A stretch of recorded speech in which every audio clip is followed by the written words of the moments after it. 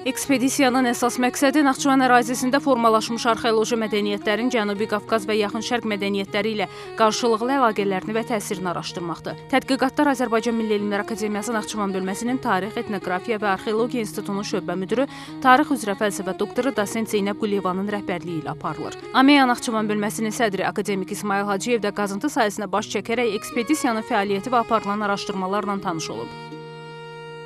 Bir neçə insan skeleti aşkar olunmuşdur. Həm yaşlı insanların, həm də iki uşağın skeleti, yəni dəfn olunduğu, yaşayış yerində dəfn olunduğu əyani şəkildə göstərilir. Düzdür, onu qoruyub saxlamaq üçün tam açılmamışdır. Müəyyən mənada mühafizə olunmaq üçün üzərinə torpaq qatı verilmişdir.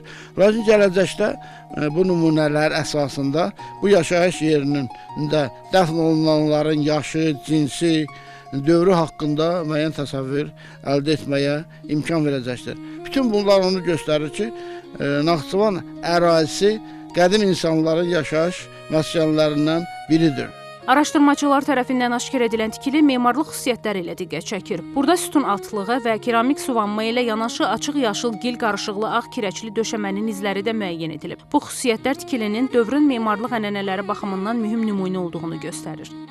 Arxeoloji ekspedisiya bu günə qədər işlədiyi müddətdə sütun altlıqlı ictimai tikilinin artıq digər divarlarını da aşkar etmişdi. Ümumi olaraq 400 kvadrat metrdən çox ərazidə qazıntı aparılmışdır və qazıntıların dərinliyi demək ictimai tikilinin döşəməsinə qədər davam etmişdir. Döşəmənin dərinliyi də yer səthindən 1 metr 20 santimetrə qədər dərinləyəcəkdir. Aşkar olunan o sütun altlıqları ümumi bir ictimai tikili kompleksinə aiddir.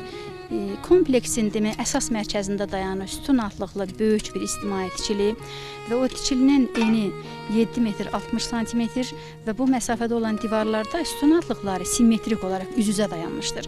Bu da onu göstərir ki, onlar xüsusi olaraq bu tikilinin tikilməsi üçün məxsusi olaraq bu divarlar içərisində yerləşdirilmişdir. İctimai tikilinin artıq giriş hissəsi də qeydə alındı. Hardasa 1 metr 40 santimetr qədər giriş hissəsi qeydə alınmışdır. Əlbəttə ki, bu ümumi ictimai kompleksin giriş hissəsi deyil, təkcə o ictimai binanın giriş qapısı, giriş hissəsi hesab olunur və onu demək xüsusi vurğulamaq lazımdır ki, ictimai tikilidən keramika az çıxdığı halda, amma ondan kənara çıxanda artıq keramikaların həm sayı, həm çeşidi artmışdır.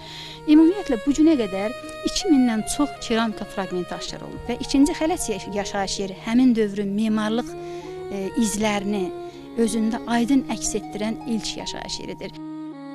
Araşdırmaların hazırki mərhələsi yeni maddi mədəniyyət nümunələrinin, müxtəlif keramika qalıqlarının, eləcə də qədim dövrə aid olduğu ehtimal edilən insan məzarlarının aşkar olunması ilə əlamətdardır. Ekspedisiyanın növbəti mərhələsində qazıntıların genişləndirilməsi və yeni arxeoloji faktların üzə çıxarılması gözlənilir. Xosrov İbrahimov, Xanım Rüstəm Sadə, Arzu Sadiqov, NTV Xəbər.